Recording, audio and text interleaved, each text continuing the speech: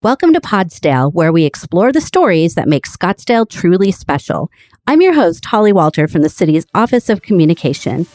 Join me as we learn what makes Scottsdale tick. And don't forget to hit that subscribe button so you never miss an episode.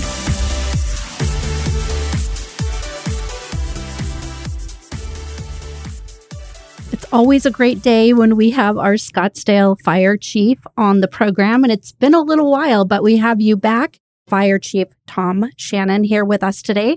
Hi, Chief Shannon. How are you? Hi, Holly. Good to see you. Good to see you again. And we also have Scottsdale Fire Battalion Chief Brian Joseph. Since it's the first time we've had you on the show, can you give us a little bit of your background, Chief, and tell us a little bit about yourself? Yeah, so I've actually been working in the city since 1999, initially as a part-time or reserve firefighter under the rural metro time period here. Since then, have just progressed through, as time has gone on, the ranks have gone through. I've worked in the airport area as an aircraft rescue firefighter, have done ladder training and worked as a ladder captain up in the DC Ranch area for about 6 or 7 years.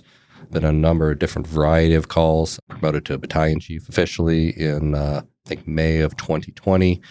And so has since then worked administratively in the EMS division as a EMS captain, in the field as a field supervisor, battalion chief. So just a number of different variety of roles into which the fire department operates in. Well, it's great to have you here. We have a lot of experience in the room. And we're here to talk about something really exciting that's happening in Scottsdale. Now, the fire department has always had a core mission of caring for the community. You provide multidimensional emergency response to protect life, property, and the environment. And now you will be providing a new service. And that's what we are here to talk about today. Chief Shannon, why don't you tell us about what's happening? I will. I'm so excited because this has been a long time coming, and it really is back to the future. So as Brian described, Rural Metro provided services to the city prior to July 1st, 2005. Those services were not unlike the services that are delivered today, but there was one significant distinction, and that was Rural Metro also possessed what's called a certificate of necessity, or a license to essentially include the transportation of those sick or injured to the hospital. So we operate in a fire-based EMS system, which means 911 is called, the fire department responds and has paramedics and EMTs on the responding engine or ladder that comes to your home or business and starts to provide care and continues that care all the way to the hospital.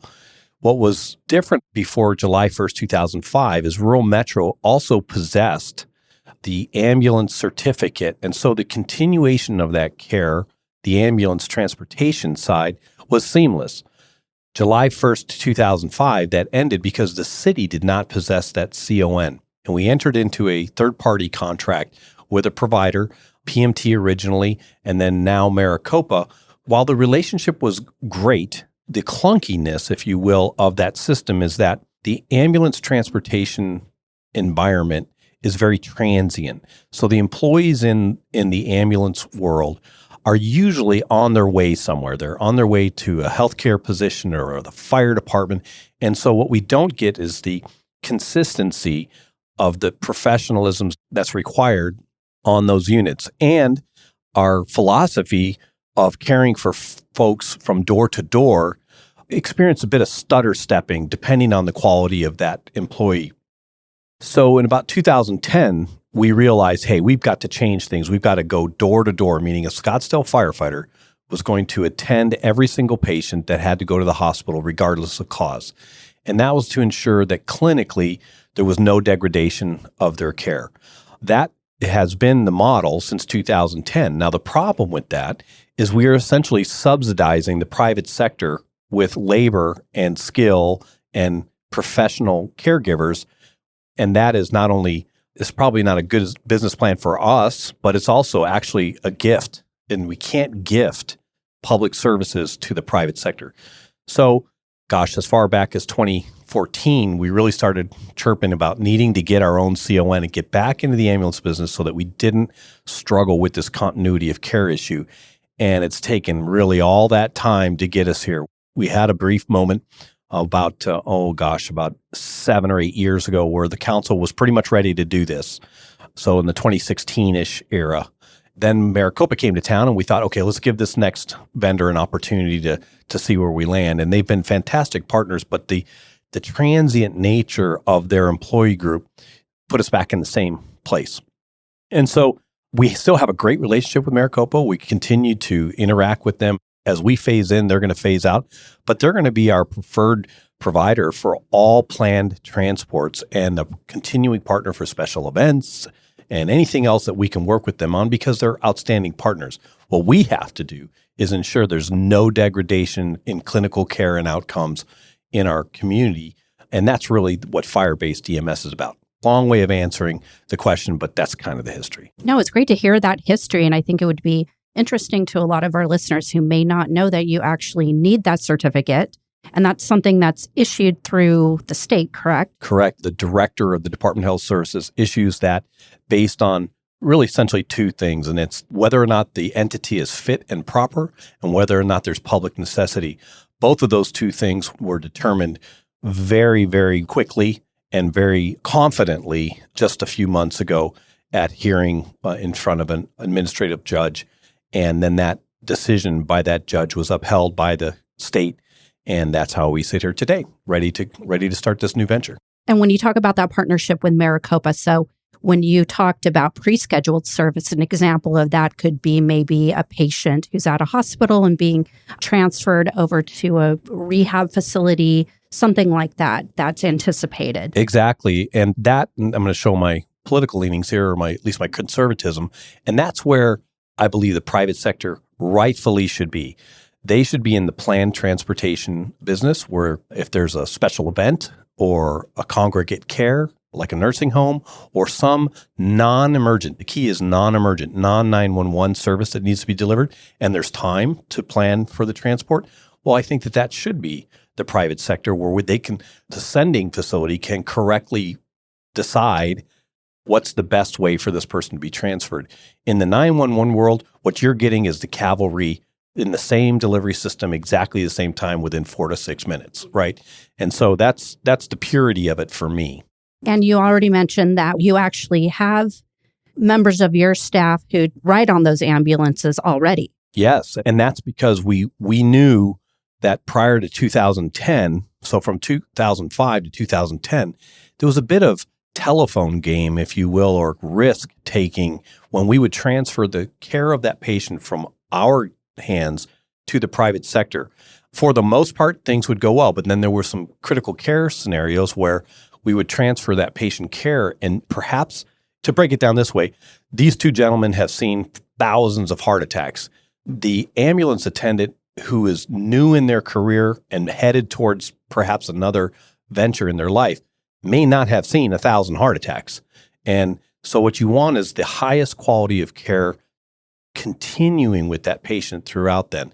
And I know that that's a broad generalization, but that is widely true in the private sector. It's just the nature of that business. It's a very transient business, whereas these two gentlemen have been in the fire service for better than 25 years easily, collectively.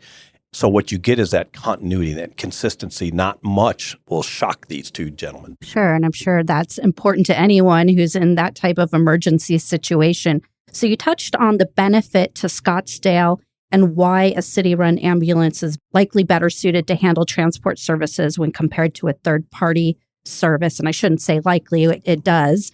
What measures are being taken as a department to ensure that our ambulance program meets the highest standards of care? Well, I'm going to let Brian answer that just because he was the chief architect of our application to the state. And there's a very specific criteria that we must follow. So I'm going to let Brian answer that. Okay. Yeah. So a lot of the things are conceptual in nature, but they really end up being on our daily business. And it's really providing that high level of care. So when we look to continuing that care and how we're able to do that, we look at it from the apparatus perspective of what are the safety features that we can integrate into the ambulances to make sure that we can get not only our personnel, but the family and the loved one who's having the emergency from point A to point B.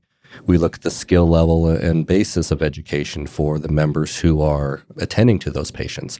So like Chief was talking about, with tenure in position, that slideshow gets longer and longer, and you have that experience to draw from a fire department-based EMS perspective versus a private one.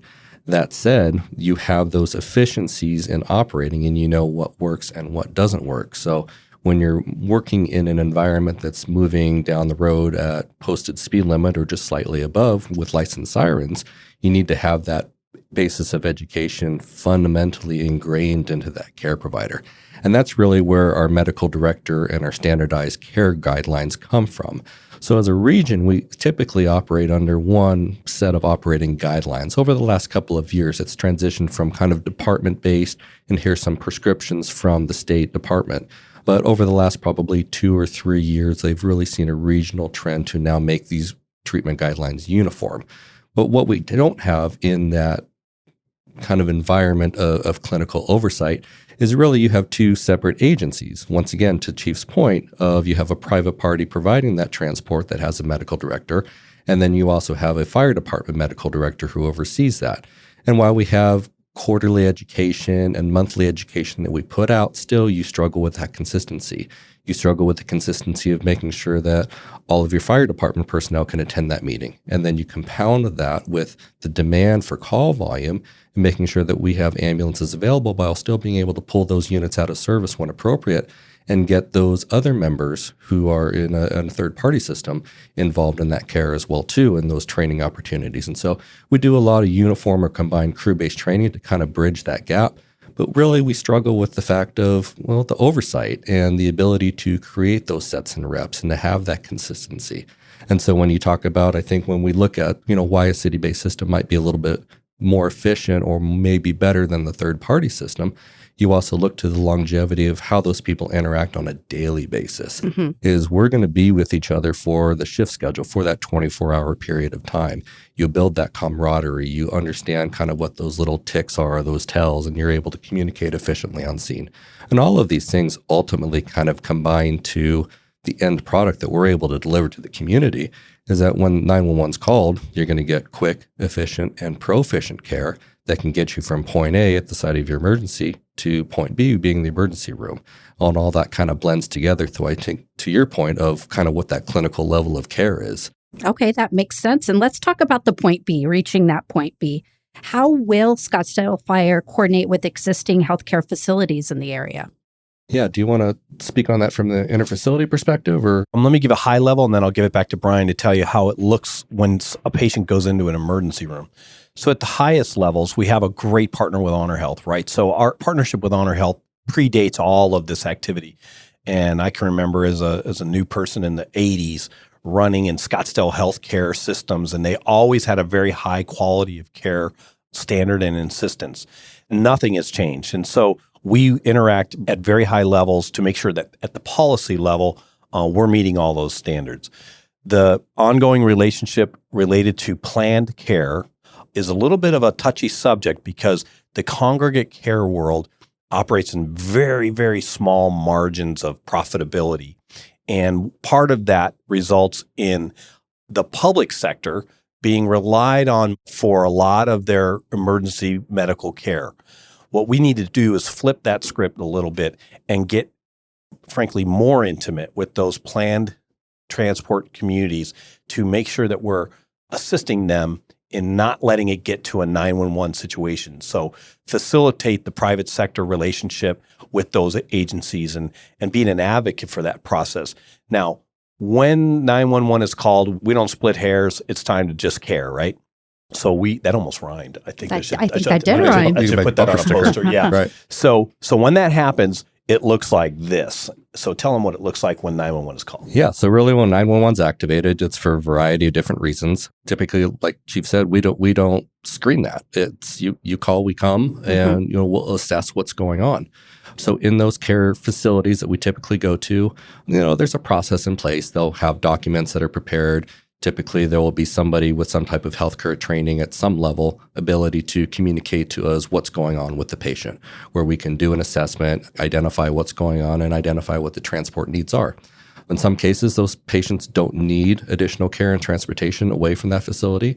In some cases, that patient may opt for other options for transportation via a family member to take them or just opt not to go at all. Or in other situations, which is pretty common for us, they end up being transported from that healthcare facility to the emergency room for a variety of different conditions. And from that point forward, it is being able to take a box of information, package it in a way that we can effectively communicate what's going on with that patient and carry that message forward to the emergency room physician who may have never met this person before, has no medical history, and is able to now kind of dissect how they can best serve this patient. And a lot of the times we really run into, is this a long-term issue for this patient, or is this an acute issue that has recently sprung up? Or has they gone to a different hospital system and now that physician has to work with another hospital system to get those records?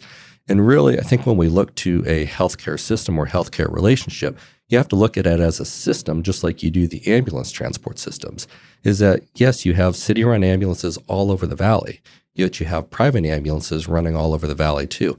And there's really no discretion as far as who's for calling 911. And so if we can find ways to fine-tune the system and make it run a little bit more efficient so we can provide the appropriate resources at the right time, that really makes it available for the next person who's going to be calling 911 and to make sure that we have the appropriate resources to be able to send and get a good response there. I think one of the additional benefits that we have that Honor Health has been a great partner with is what we would call wall wait time. And really what has become a unfortunate standard in the Valley is that all facilities are struggling to staff with appropriate nurses, caretakers, physicians, and ultimately that kind of leads to a buildup of beds that are sometimes more difficult to clear. And so in some facilities, emergency rooms in the Valley, you have wall wait times where a patient will arrive by ambulance, and then the crew will sit with that patient and continue care in the hallway for potentially 45 minutes to an hour. Our reality in Scottsdale is really a fortunate one. Has been forged by a partnership with them where we've been able to almost eliminate those wall wait times and able to get a patient from once we arrive in to actually seeing a hospital nurse, physician, and being placed on a bed or in triage, depending on what level of care is particularly needed, but able to shorten that time. And we were really fortunate in Scottsdale to have that with Honor Health. So let me expand just a little bit on that, because the other experience that the hospitals have is kind of an exacerbation of the wall wait time. So when they're ready to move patients out now back either to another system facility or to congregate care or the rehab center that you talked about, they're having to wait hours and in some cases days to get the planned transport executed. That's what the challenge has been in congregate care, because they don't want to wait that long. And then, so what do? They call 911. And to Brian's point, we don't split hairs once we're there. It's time to just care for the person. And so one of the things that we're looking at statewide is addressing the staffing issues, talking to hospital systems about, they have also applied for CONs. Most recently, Dignity Healthcare ran a bill in order to try to establish a ambulance transportation route that hospitals could get through a little bit faster than the typical CON process, which takes almost 2 years. And so this is a much larger healthcare issue in that staffing, certainly post-pandemic, has exacerbated all of this. Well, that was a great example because I think it really illustrates the importance of those partnerships that you have. Let's move on to the actual ambulances themselves. Can you tell us a little bit about them and how will they be staffed? Yeah, so I think the easiest way to kind of start with that is how they'll be staffed. So we're looking at a sworn firefighter model, which essentially means that there will be public safety firefighters, just like the Scottsdale Fire Department operates in now. Very similar to what we were talking about earlier with consistency of training and consistency of that education and service delivery. That provides us the greatest efficiency in order to provide across the entire spectrum of our service. That said, one of those firefighters will be at EMT basic level of care, and the other would be a paramedic level. The difference being more or less not only the skills, but the scope of practice and the education hours, clinical hours that's done between the two, with the paramedic being the higher level of care on that. We'll be looking at staffing those with our same higher schedule as we do now, so they'll be working 24-hour shifts, as mentioned earlier, talking about that camaraderie in the house and having those crews developing those relationships so they can become as efficient as possible with that. They will be operating out of 4 ambulances that we've currently purchased and have in the city. 3 of them will be in service 24/7, 365, with the remaining 1 in reserve or as backup in case there's a special event, emergency. We have a unit that's out of service. because we need to make sure that we're obviously able to respond when the service is needed. And as we're looking forward, the next phase and the third phase of this kind of overall development or the takeover of ground transportation services, we're really looking at adding an additional 4 units for phase 2 and 4 units for phase 3, which ultimately end up being approximately 60 firefighters, 30 of which are EMTs, 30 of which are paramedics. Also includes oversight as a medical direction, the administrative staff to help support that operation. And with the units themselves, they're beautiful units. I mean, we were fortunate to look at what was 2024 technology and how could we apply that to provide for the best work environment for our members, at the same time to the safety standards that we talked about earlier. They have enhanced seatbelts where our members will have airbags in the rear compartment. We have cameras to help the drivers guide through tight scenarios with clearance issues. We have radar and other sensors to make sure that those systems are operating the most efficiently. And these units are really designed to operate with just basic maintenance for a number of years where they don't experience a lot of the mechanical breakdowns of some of the other prior models or prior chassis that existed out there. The technology sounds exciting and the growth of the program in and of itself. Another question residents may be wondering, does the establishment of our ambulance program, does that impact the fire department's ability to respond to fire-related emergencies? It does not. In fact, it enhances it. So I think most people can intuitively get there. Not every 911 call requires 4 people on a fire truck rolling down the street to assist them. Yet that has been the service delivery model for my entire career. We are using data these days to determine the type of call, time of day, day of week, and the acuity of the patient. We've got data that is very predictive in terms of what's likely to happen and when. And so we should be more accurate in the delivery of that system. But as it relates to what Brian mentioned, we're going to have firefighters, sworn firefighters on these ambulances. There's 2 reasons that we're doing that. For the efficiency that he mentioned, and let's say an ambulance is clearing the hospital and they see a smoke column and they're just down the street. They can actually arrive on that incident. They could actually take command of that incident because they don't have a hose or anything to run into that building. And then they could position themselves in the rescue positions that we would automatically assign to that incident anyway and be ready when the units arrive. So that's one efficiency. The second one is this, and it's really important. The difference between financial efficiency between the private sector and the public sector in terms of employee cost is almost negligible. During the downturn in the economy and the pandemic, we saw costs for healthcare in the employee world just soar.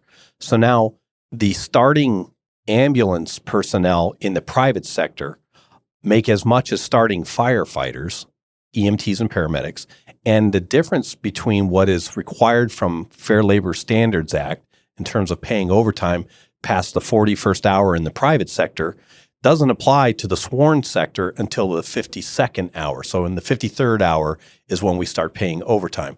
So there's an efficiency already in terms of payroll. And then the other issue gets back to that transient nature. In the municipalities that are using a civilian model, so non-sworn firefighters, they're seeing the turnover that I referred to earlier, and they're having to hire and train people consistently. And that's an additional cost that we won't experience because we have sworn firefighters that if they don't occupy a seat in an ambulance and they want to go to a fire truck, they need only bid into that spot. And that's how we bring the next generation of firefighter into the organization. So we really looked at that model very closely. And prior to the pandemic, we were in a civilian kind of mindset until we started looking very closely at the transient data and the cost to retrain and hire. We saw that was kind of making it a 50-50. But then post-pandemic, when the healthcare costs related to employees went up, it was a no-brainer. And our elected officials got that. So it's a win-win for the city. We have more firefighters that are way more agile into where we can place them. Let's talk about those next steps too, because they're pretty exciting. You will be doing some hiring to make this happen. Can you share more about the hiring process? Yeah, absolutely. So we've got 56 folks coming to the city next year, 27 of which are going to be associated with this project. That's a lot of folks for the fire department. But I will tell you, as Brian described in the third phase of this, the organization will look about 20 to 25% larger than we are now, but be far more agile in terms of the placement of our personnel in the most advantageous spot.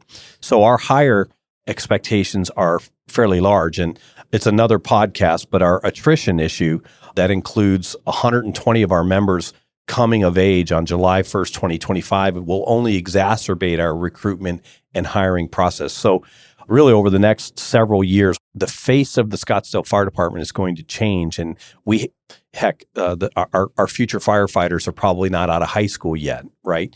And so our process is going to include a typical firefighter recruitment and testing process, and we'll place them through the academy. And then after they get off probation, we will place them on the ambulance until their tenure allows them to bid into something that they choose to do if it's not the ambulance. And so that's kind of how we plan that system. You want to add anything? Yeah, I would actually. And just kind of to mention that probationary period is 1 year. So as that new firefighter is gaining the skills, the education, the organizational perspective on how we operate, those aren't the people that we're just going to automatically place onto the ambulance. We're looking at this being a flagship project of ours, and we want to make sure that it gets the attention that it deserves with the people who are actually going to be working on it. And so offering those opportunities up for bidding those spots, we have a number of senior firefighters who are excited for that opportunity to potentially work on those as part of an inaugural voyage, per se, of the system. And so you look at that institutional knowledge that we can transition from the fire perspective to now the ground ambulance transport. That only enhances our ability to kind of provide that service. So just to kind of put in perspective too, because a lot of people don't necessarily know, we respond to about 29,000 medical calls every year, which is an exorbitant amount of calls when you really think about it. Yeah, that's an incredible number. And of that, we transport through our third-party service roughly 18 to 18.5 of those. And so really we're looking at 18,500 individuals who have had some type of emergency, and we've got them from point A to point B. And so looking at ways to cut dispatch times down, cut response times down, create our unit utilization fractions, and making sure that we can get our turnarounds from the hospital back to in-service so we can get ready for the next emergency. Like Chief said, we have an understanding or a framework of when our next call is probably going to come in and perhaps what it might actually be. But until we can clear that call and make sure that that customer that we were on has been taken care of, we can't be ready for the next one. And so it's really making this as efficient as possible. So obviously there's been a lot of planning to reach this point, and there's much more to come. But what else can residents expect in the future? One of the questions we get a lot is, will I get a bill? What does it look like if I have to use an ambulance? And so we are limited by the state as to the rates that we can charge. We go through a rate process, just like the third-party private sector folks. Our rates were approved by the state, and they are in line with the previous vendor. We charge the insurance of the person being transported, whether that be private pay, personal pay, or Medicare, Medicaid. And there are billing and payment structures that we are going to learn a lot about through this process and engage very fully to make sure that the subsidy of the private sector should be really reduced almost to zero. The public can expect the minimal charges that we can get away with and still run an efficient and effective business. We are obligated to report to the state annually as to our business experience. While the rates are controlled and the supply charges are controlled by the state, the efficiency that the citizens expect and deserve really is going to fall on us to make sure that they're not seeing any additional costs that they would experience from this. So I believe, and I'm always the optimist, but I believe that the citizens are going to be wildly impressed with not only the efficiency, but the improvement in quality of care, and not see a single financial impact to them. Thank you for sharing that, Chief. I think that's very important. When will we see these ambulances on the road? When are you going to start running calls? Yeah, so we're looking at the end of 2024 as probably a soft opening or a soft start for us. So, as we mentioned earlier, we have 3 ambulances that we're going to be putting on the road. First one coming on roughly the mid to end of December, and then with the remaining 2 shortly thereafter in January of 2025. And our reasoning behind that is intentional. As a brand new system, we're going to find little bugs, and we want to make sure that we find those challenges as quickly and efficiently as possible so that we can identify that and have it, 1, not impact service delivery, and 2, make sure that that's corrected so as we get the remainder of these phases up and running is that it doesn't compound itself. And we talked about running a lot of calls. Obviously, the quicker we can get ahead of something or see a problem and solve that, it makes the operation run that much smoother. So we are going to be hiring these personnel and putting them through an academy that I believe starts in August. And so the graduation date is in the November timeframe. And so we will be poised and ready to run our first billable call, as Brian mentioned, certainly by December. And it's the staff. I can't crow enough about the great work that staff has done. The staff is very, very diligently working on the infrastructure required for the logistical support and the training and education. The call I just had prior to coming in here was with our partners at Maricopa. They've offered to essentially send us to Ambulance Business Management 101, that they would love to facilitate this. And that's really the importance of this, is that the public is going to get an outstanding product right out of the gate because we're being really thoughtful about it. We've talked about ideology a little bit. At the end of the day, by the end of phase 3, the city is simply going to get back to what worked the best prior to 2005. And we're going to see this seamless service delivery that has the highest quality of care being medically directed by our own dedicated medical director that is an employee of the city and an infrastructure that makes sure that the citizens get what they need. We don't fragment law enforcement in this way. Why would we do that in the fire and life safety realm? So much more to come in 2024. And I know you both have been incredibly busy. So I want to thank you again for taking the time to come on the show today and talk about this service. It's really exciting. And if you want to learn more, you can go right to our website. We have a nice page with questions and answers, scottsdaleaz.gov, search ambulance, and pretty much anything you can think of asking related to this service is on there. Anything else that either of you would like to add? Just one other thing, and this is not me kissing up to the boss, but let me just talk about the courage of not only our city manager and our councils, both this sitting council and the prior council. There's a lot of politics and ideology around this particular public service. From the city manager to every elected official, they saw this as a 911 emergency services assurance issue. And so while they will hold my feet to the fire to make sure that this isn't a loss center and it is cost neutral, the reality is it took quite a bit of courage for them to see this through, because we've been at this now for well over 2 years. And so time and treasure and skin in the game by those parties. And so I just want to thank them very much. I think that's a great way to sum it up. Chiefs, thank you again for being here. Thank you. Thank you. That's all for this episode of Scottsdale. If you enjoyed listening, be sure to subscribe. You can find us on YouTube or your favorite podcast app. Feel free to share your thoughts and experiences with us by emailing communications@scottsdaleaz.gov. We would love to hear from you. Until next time, this is Holly Walter signing off and inviting you to be part of the Scottsdale story.